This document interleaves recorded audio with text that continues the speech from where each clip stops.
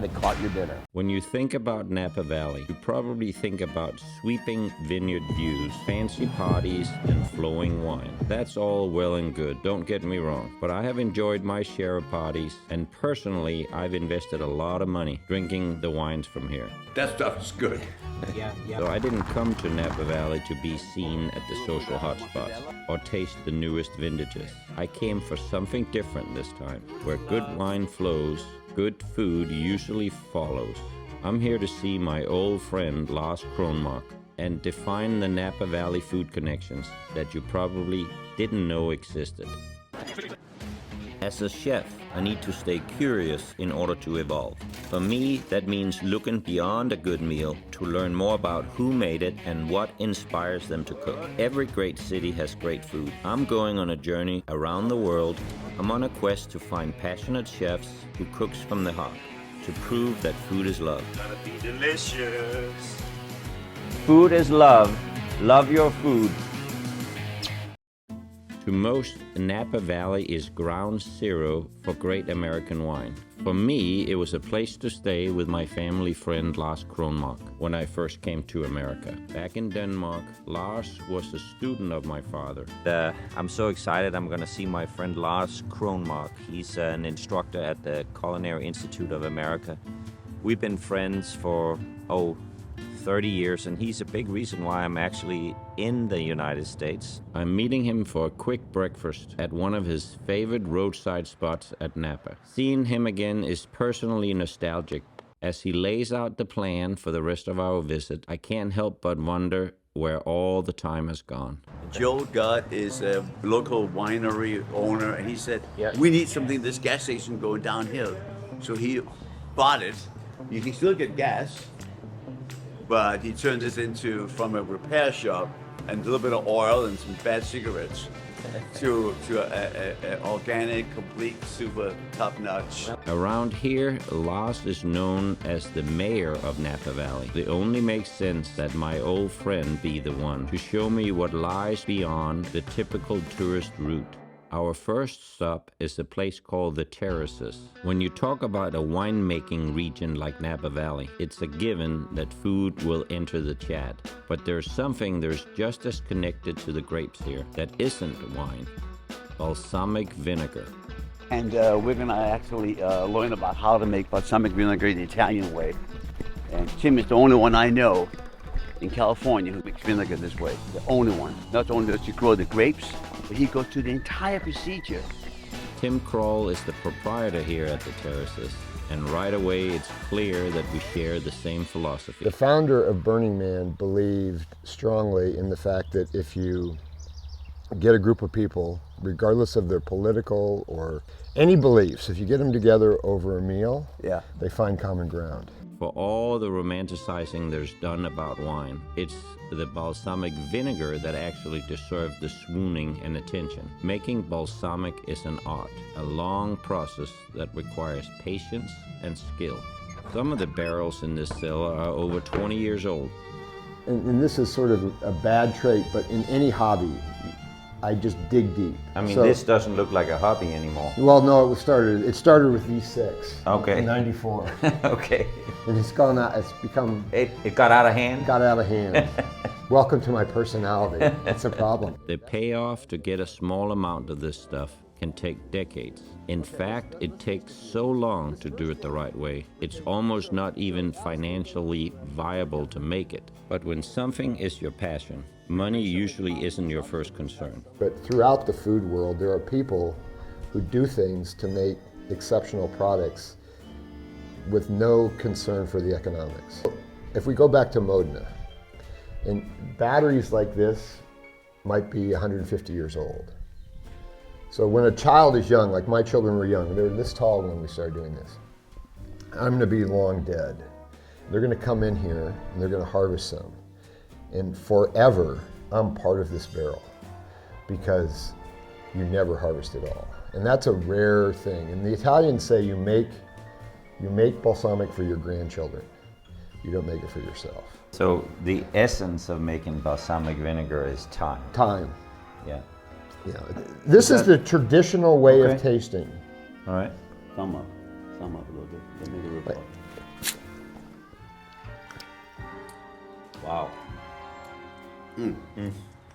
That stuff is great.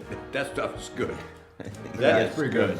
The people who visit us are into food and wine. They're here for food and wine. Yeah. So to educate people on, most people go to Trader Joe's, nothing against Trader Joe's, but they'll go to Trader Joe's, they'll see a rack of vinegars and it says 15-year-old, 10-year-old. It's a bunch of baloney. Some portion might be, but it's also vinegars that were adulterated with red wine vinegar, caramel coloring, all kinds of other things. It has nothing to do with what we're doing here. So this is the bottle.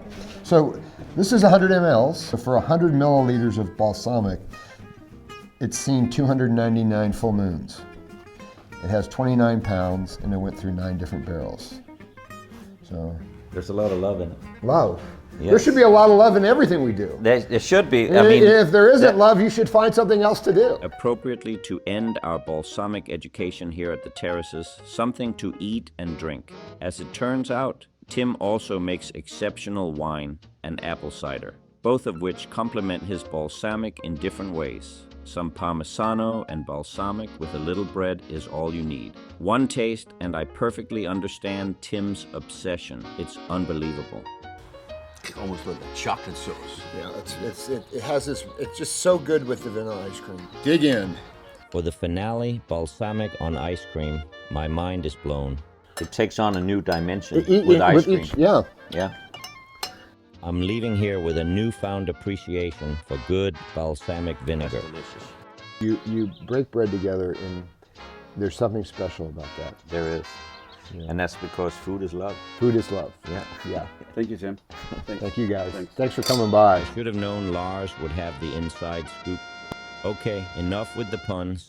In light of the amount that I have contributed to the California wine industry, it wouldn't be right to come to Napa without visiting some kind of winery. And Hourglass is the picturesque spot that Lars has taken me to. Here we are meeting owner, operator, and rock and roller Jeff Smith, whose path didn't always seem destined to find him in the wine industry. Have you aspirations of becoming a winemaker all your life? Or? No, it's a second career for me in some respects. But you're a rock star too, right? Well, I learned how to play guitar as a sophomore in high school, and I got good enough at it that I could start writing songs. And by the time I graduated high school in 1982, that was my true first love. Besides Jeff's obvious swagger, a James Bond-like wine cave gives this tour an edge over the typical winery.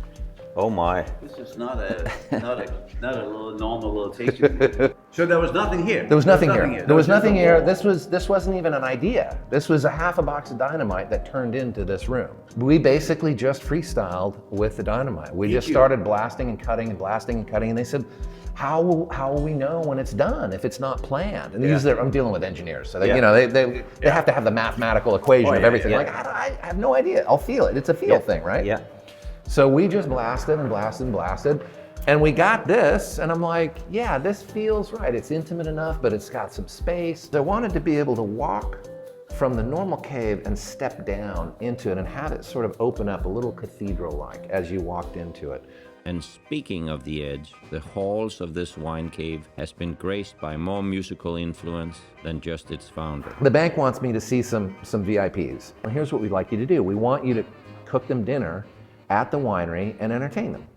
And I said, who is it? And they said, it's the Edge from U2 and his wife Morley. And I went, oh my God, one of my all-time hero guitar players. When we brought him in, just like you had walked into this room, he paused and he made everybody get really quiet, and he just listened, and he was, oh my God, the acoustics in this room are amazing. Just absolutely amazing. I would love to come and record an acoustic guitar in here. Well, he hasn't been back to do it yet, but he has a standing invitation. But it'll be kind of nice to walk through the vineyards, get a sense of what it looks like in the spring. Outside, neat vineyard rows are kept neat, in part by a herd of sheep, and a stroll through the vines with Jeff feels like a walk through a dream, even as surrounding hills still show signs of the wildfire that nearly decimated this place in 2020. But that did not stop Jeff. We were referring to this as the boneyard. Okay. And this all burned in 2020. An Airstream oasis in the middle of the vineyard adds to the cool factor. And as fate would have it, it has an outdoor kitchen. Lucky for Jeff and I, Lars is prepared to make us lunch. And lucky for Lars and I, Jeff is pouring some of his best work. This is the OG. This is the Hourglass Estate Cabernet Sauvignon. For every complaint I may have ever aired about the plight of being a TV host, it's moments like these when it feels like I might have gotten it right. Exceptional wines, exceptional company and conversations, and rock stars like Jeff are the kind of people that I like to hang out with. You know, I just can't believe I'm so lucky to be here in Napa Valley making pizzas with these kings over here. This is freaking great. That's a perfect dough right there. At the end of the day, wine is its ultimate purpose is as a connector. That's ultimately what it does. And this is around the dinner table. This is it right here. So in Denmark we say mad kærlighed. Oh man. And that means food is love. Oh, I love it. Mad kærlighed. You have to have a looser tongue. Give me another couple sips of wine and I can do it. Yeah, it's hard to say. Being embedded in the scene here for as long as he has, Lars is up on where the locals gather, mainly because he knows them all. Both Eric and John makes wine all over the place, and Brent, he just fish all the day. This afternoon, we've been invited to a backyard barbecue. That's everything but what you would have imagined when you think about He's Napa. going to take us to a Pacific Grill oyster on the fire, and he's not going to shuck them, he's going to shuck them on the fire. And most oysters that we get around here either come from Tamales Bay, which is only about 30 miles as the crow flies, but about an hour and a half drive, even though it's 30 miles, or they come from Humboldt Bay, which is up almost at the Oregon border. So it ends up being like a bucket, and they're full of liquid, and they basically poach. And when they're almost ready, the shell will separate, the hinge will open up, and then you pop off the top and then dress them with. And today we did some garlic, lemon, butter, and some traditional barbecue sauce. There's nothing like a barbecued oyster. And it's a great way to introduce people to oysters that don't like the raw oysters. Exactly, right? Exactly. Hey, Chef Boyardee's got nothing on me, okay? I just wanted to go on record. But this is a great way, though. You have a bottle of wine and you do it little by little, right? I think I'll fit in right perfectly up here. We're thinking about opening a restaurant. It's a pop-up. 2 Danes and a bottle of wine. Or a few bottles. Or a few bottles of wine, yeah. Oh, that's a good name. Beautiful. Look at that. Local wines, grill food, and no pretension. This is exactly my speed. Just friends, good conversation, and char-grilled Pacific oysters. What a way to close out the day. I can get into this backyard barbecue. You like that? In You Napa. like that? I like it. You get into this? Yeah. Mm-hmm. You want to come back? Absolutely. Next week. We all need food to survive. Food is nourishment. Food is familiar. But what happens when you don't know when or where your next meal is coming from? Last year, over 49 million people received help from Feeding America's 200 partner food banks, sourcing and distributing healthy, nutritious food. We all need food to survive, but also to thrive. To find your nearest food bank and help make a difference, visit feedingamerica.org, because above all, Day 2 in Napa Valley begins with a rendezvous with another friend of mine, Diana Hartford, who happens also to be an old student of Lars. We start the day by grabbing some tacos at a popular local spot called Mother's, before hitting the road to explore the artsier side of Napa Valley. Here at NBC Pottery, artists Nikki and Will has built a reputation for crafting pieces that they make specifically for the restaurant business. It was really fun to have, chefs come up and be like, I want to do this and that and the other thing, and then we would create something and build prototypes out. And I always with Will and I think as artists, you always kind of wonder, how do you one up and change something or make it better? Everything, right? Working with chefs, it's like a tree, where the branches go and it's like one branch leads to another. And I'm like, oh my gosh, I would never be making this had it not been from that one person. So it's been like all like serendipity. You know, like my best accidents have been my best things. Like the biggest accidents have been like the things that have carried, you know? So that's, but that's the thing, I think with art and ceramics, it's the process. A mistake's not really a mistake. You just gotta look at it and be like, oh, that's a great idea. So these are at Alusa at the Four Seasons. And these were a really fun one because like I said, out of the accident, like just became something more refined and intentional. These guys are the caviar bowls that are at the restaurant at Meadowood. That started there, and that was like a funny, happy accident as well, because Christopher came up and was like, what are you doing with these? And so it's an ice bowl, so they put ice in there, and they serve like a cold soup. Creating commissioned work for the likes of Thomas Keller and Skywalker Ranch, to name drop just a couple. What they do here is but a peek into the creative community that has grown in an almost symbiotic way to the wine industry here. Wine and art together. Are you really that surprised? You've had your hand on everything. Yes, Well, that's every really step. cool too, right? Yeah. Yes. It's kind of like My fingers have heartbeats. It's yeah. Back in Napa, I've been summoned to meet Lars for lunch at a local food court of sorts. But because it's in Napa, it's one of the coolest food courts you've ever seen. This is kind of a takeoff of a food hall from Europe. Yeah. You know? No, I love it. Oxbow Market features local food vendors and suppliers and a whole menagerie of good stuff. Local oysters, wine, spices, and more. The food is the center Yeah, of exactly. everything. Exactly. Right? Exactly. Yeah, I like it. Appropriately, we're having a little bit to eat at a place called Loveski. I kind of think that would be a great place to go. Cooking schools is such an interesting thing for me because remember I grew up with my dad being kind of the same thing you are. You know, I would go somewhere and everybody would know who he was. Yeah, everywhere. Yeah. Everywhere we went Yeah. because it was all his students, right? I often think about your dad and what and why we became friends. I don't exactly know why, but we became friends. At my young age, when I met him, I was not a very behaviorable student. I was not like the best student in the class. You know, I was good, but I was not that good. Napa has a Mediterranean climate. This makes it perfect for growing olive trees. For one Italian immigrant family, olive oil making became a business back in 1931. Fast forward to today, and they haven't let the tradition die. In fact, it's more popular now than ever. This is how we start every day of the year. We sit down and we hand bottle our oil. With imported Italian ingredients and the original olive oil press still sitting in the middle of the room.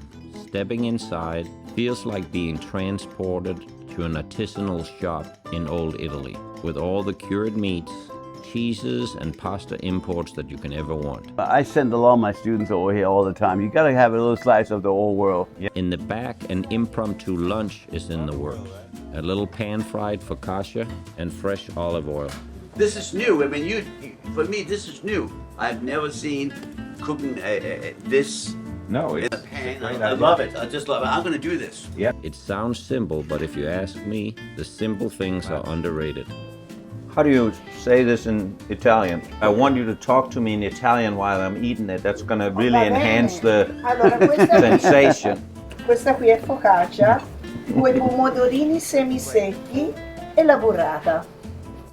Perfect, perfect. This is delicious. It is delicious, yeah? Real delicious. Yeah. Salute. Cibo e amore. Food is love. All you need is love and olive oil. And there's people that prefer olive oil when they make love. That's right.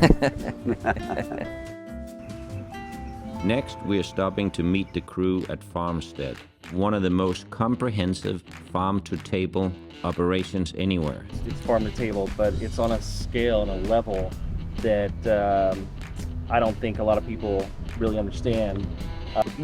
You control the use of everything. There's nothing go in the trash can. Everything is used. I mean, there's no. So it's real sustainable. Sourcing literally their entire menu from their own proprietary farm system. Yeah. So we literally are growing, roughly 70% of the food that we serve and put on the table. The amount of organization and planning it takes to pull off what they are doing here can't be overstated. Next door to Oxbow Market is where Lars spends most of his time these days. CIA Copia is considered a front-runner in the development of the next generation of hospitality and kitchen talent. I'm really thrilled to show you this place. You're not going to believe that kitchen upstairs. I guarantee you, you're going to fall off. You're going to fall your ass. An instructor here now for most of his career, Lars has been instrumental in seeding the industry with new blood and keeping the standard of excellence in the forefront. This is where I meet them. This is where I grade them. They practice all the fundamentals. Yeah. Braising, grilling, sauteing, poaching, steaming, roasting, every single technique every day. Today I get to peek in on a class and see what's cooking. Literally, this state-of-the-art kitchen makes an incredible classroom to be sure. Each student has been asked to prepare a dish. What are you making, Clay? Yes, today I'm making grilled octopus Greek salad. Oh, that sounds great. So you're gonna grill, is this being pre-cooked already? Yes. Okay. Are you gonna season this a little bit up and grill it in a hot grill? Yes, I'm gonna put it with harissa and some olive oil and throw it on our grill behind us. How's it going, Katie? It's going well. I think Yeah. I have a nice cream. All right. Are you making the carbonara you talked about earlier? I like that a lot. I can't wait to see your presentation, okay? I'll be back with it. You can bring something up for me in a little bit, right? You know, it's really interesting, you know, our perspective of a cooking school, right, is so different. What we went through the same cooking program. Yeah. How much better it is today. Oh, fantastic. I mean, can you imagine if we were, you know, introduced to all this stuff at an early age, right? Yeah. Because we kind of had blinders on. We had. And we couldn't change anything. No, I know. Can I use rice vinegar instead of red vinegar? No. Yeah, exactly. It was only no. There was never, you can try that. Yeah. And the dishes these students have put together would pass in any of the best restaurants I've eaten at. To be standing here now in such a revered place is both a treat and an honor, but it's even more special to me to see Lars leading the next generation. You know, meeting students and people that are interested in food it's so wonderful. It's heartwarming. I want to be an instructor now. If you could be a part of something like this is really love. Food is love here. That's the driving force behind this building. It's very impressive. It seems ironic that on my last day in Napa, Lars is taking me to a vineyard party, thrown by a local winemaker called Aaron Pott. Present is all the factors one might imagine. A DJ serving loud house music, wine, art, unbelievable views and beautiful people. Just the kind of thing I've been planning on avoiding. Totally Napa Valley. You know, you look around, everybody's drinking, eating, the weather is perfect. But alas, there's also food, and that perks my interest. There's a lot of chefs here and a lot of foodies. Maybe this isn't so bad after all. I shouldn't have doubted Lars, but there's only so many Daft Punk songs, wine samples, and party favors I can stomach in one day. Knowing this in advance, Lars had prepared a low-key get-together at his home to cap off our visit and say our goodbyes. You better ask Roseanne about that before you want to upgrade. Probably do.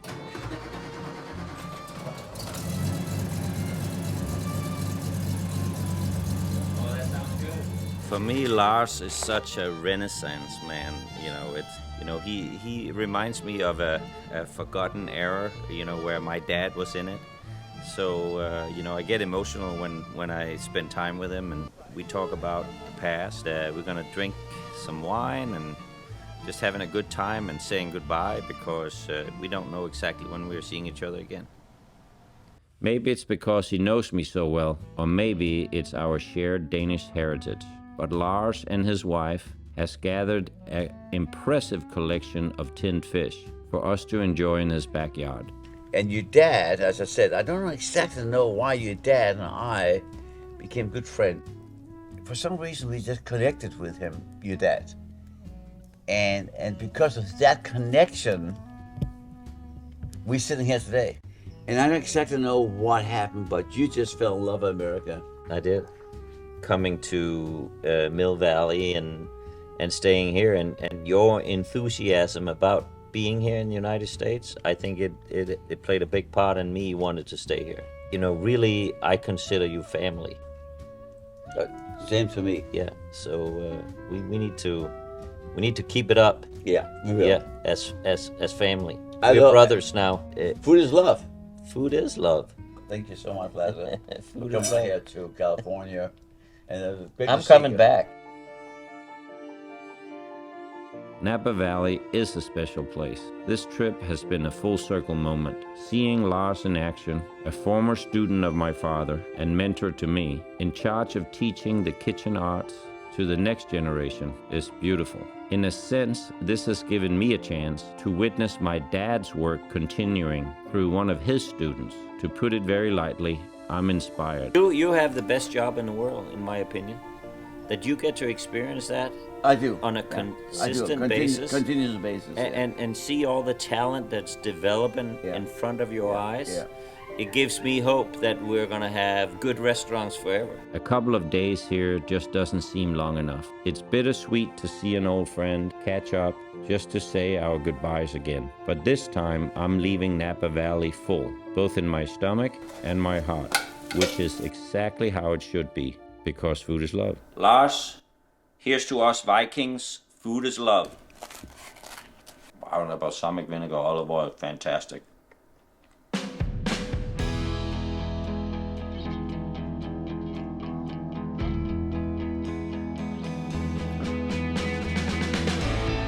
Okay, gumbo it is. What if there was a way to feed the hungry and at the same time give them dignity? The answer is this simple token. We developed the currency of caring to act as a form of payment for participating restaurants and food trucks, and as a key to providing a warm, dignified meal to those who need it most. You want to try something new? Donations fuel the currency. Now helping feed others has never been easier. Either as a participating restaurant, food truck operator, or as someone who wants to pay it forward by donating. Please visit currencyofcaring.com because food really is love. How do you become the top online seafood company in the United States? You earn it. We are the only company that catches, processes, and directly sells seafood right to our customers. We have a 4.9 Google rating with over 800 reviews and the highest customer satisfaction. To have the best seafood delivered right to your door, order from the original, WildAlaskaSalmonandSeafood.com. Look for my face on the logo to ensure you're getting the best. Now you know the guy that caught your dinner.